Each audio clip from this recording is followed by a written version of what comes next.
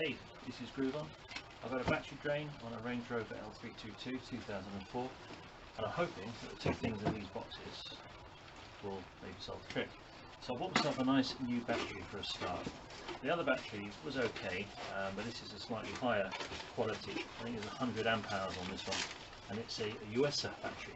I'll show you what it looks like. So that brand there, and it's a YEX 5000. So this is the OEM equivalent. I'll put this camera down. What I'm hoping to replace, and the reason I think there is a drain on my Range Rover is down to what's in this box here. Now this is a replacement.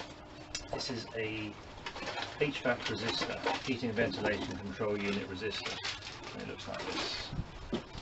And it's designed to basically monitor the car temperature, control the heating. What I think is happening over the years is that if this is starting to fail, it will cause the HVAC to kick in even when the car is off, and therefore, especially in the cold weather, it's draining the battery. So I'm going to replace this. Haven't done it before, so let's see how easy that is to do. Let's get into it. Alright, so here's the car we're going to be working on today. Now the reason good is because this particular car has a cigarette lighter that is live constant, even without the keys. The good thing about it is you can charge it up in this way. However, if you leave something plugged in, over time it could potentially drain the battery. So having the light there with the voltmeter on it next to the keys tells whoever's going to get in the car, oh, just as a quick reminder, I need to unplug the trickle charger before I drive away. You could do this in the engine, of course, but in some ways it's actually worse in the engine because you've got to lift the bonnet and you forget that it's there, and you could easily drive away and forget it. So it's quite a nice little foolproof way of doing things. Okay, so I'm inside the car now. I've got the keys in my hand, I've locked the car, and I'm sitting here. What I can hear, if I go very quiet, is a very faint hum. Now I shouldn't be able to hear anything. Also, this screen is on and the light is flashing. Now, I've got everything locked as if I've walked away from the vehicle, so none of this should be on, and I think this is the reason why the battery is draining. On the left hand side here, this is just an external trickle charge. It goes straight into the cigarette lighter, and that's permanent, by the way. This is always on, so regardless of you being in the car with the keys or whatever, if you have something plugged into this, like this voltmeter, this will always be on. My thoughts are, when I've got this new battery that I'm going to change, is I'm going to leave this connected. Maybe it will give it enough little power to keep the computers in the car alive whilst I disconnect the old one and connect the new one. If it doesn't work, then I'll have to reset things, but that's my plan anyway.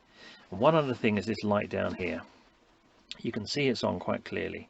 It's in the park position. Now, I've read that that should not be on. I've been sitting here for about 5-10 minutes, the keys in my hand, the car is locked, so why is that light on? So something's not going to sleep.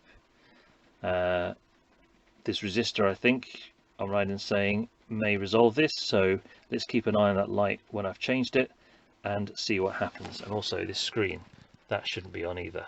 So apparently the resistor's down here. I'm going to take these panels off and let's have a look and see. Okay, so I'm going to get behind this panel. I can see we've got a star hex there. So using my little socket set, let's see if we can find it. So it looks like it's a 4. 444. Or was it a 3? No, it's a 4, I think. That looks good. So let's undo that.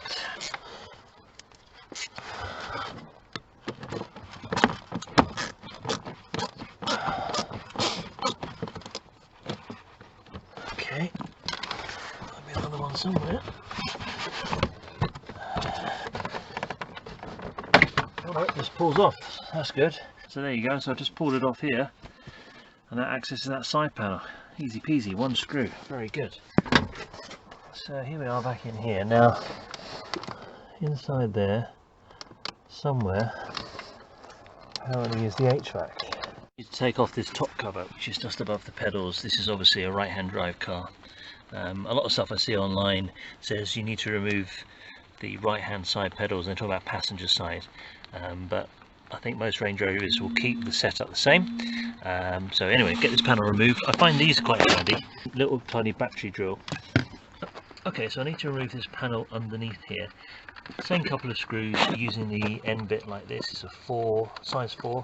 These are handy little things, by the way, because you can just with one hand get yourself into the position and it will undo. So let me just undo that now.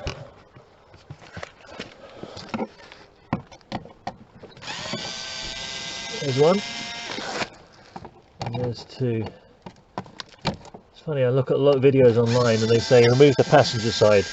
Obviously this is the driver's side, being in the UK, and a lot of people from America say on the passenger side, but ironically more people drive on the right hand side in the world than they do on the left. Anyway, I bet you didn't know that. Google it. Right, so I'm going to get this off. There should be another one just here. Give that a turn and it comes out quite nice. Let's see if we can get this panel off. And there's one more screw on this side which I need to undo. Alright. Put this one on the other side as well, isn't it? Oh, there we go. That's easy enough. Okay, so what we got here then? Aha, it's hard to see actually. So the end of my torch, I'll put there, it's there, that's where it is. It's hidden behind this bit of plastic. You gotta get yourself right down there to see it. So it'd be good if this panel was away, this front one. You gotta get to it nice and easy, but hey ho. That plug there and the actual resistor is there, right there. There she is. So I'm going to try and pull that out. So what's very interesting here is I've had this car for 3 or 4 years and I actually see what looks to be an aftermarket one in there.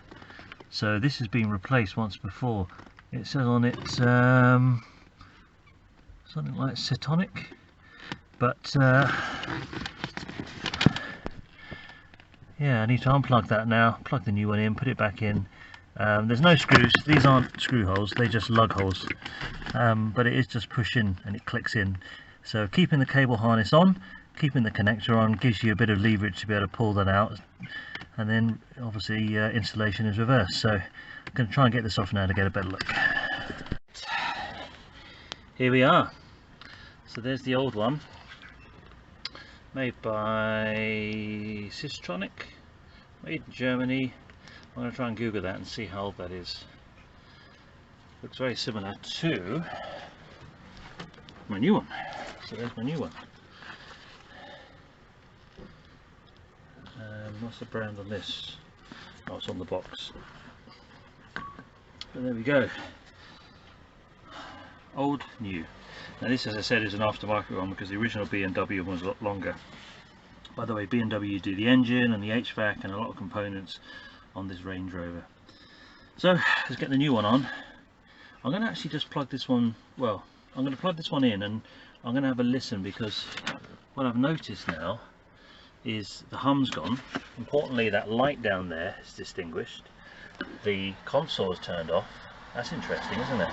I wonder if I plug, just to see out of curiosity, if I plug the old one back in, will those come back on again? Let's just try that and see. It's a bit awkward, but I'm going to try and plug it in and see. You can actually just unhook this cable here. There's a little catch at the top. If you just unhook it, it gives you a fraction more wiggle room with the cable. And then to undo this, you squeeze in these 2 clips either side, like that. Squeeze and then pull that down. So this is the old one. I've plugged it back in and look, the light's back on again. And the screen's on. So my next test now is I'm going to plug in, where's it gone there, you can see the light, look. Next thing I'm going to do, I'm going to plug in the old, new one, sorry, and see if that does the same.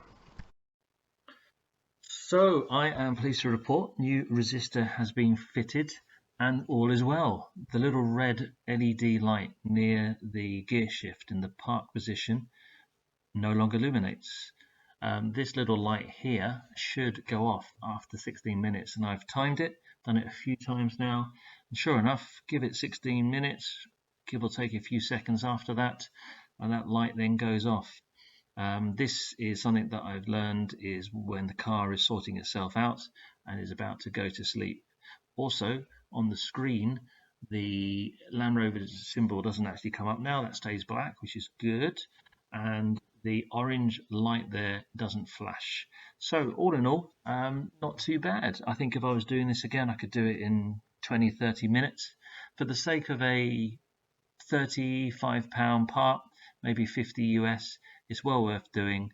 And by all means, use this video if it helps you. If you've got a battery drain, give it a go and try it. It's not going to hurt anything. It's one less thing to worry about on these cars which are getting a little bit old. Thanks for watching. Let's move on, 'cause it's time to move on.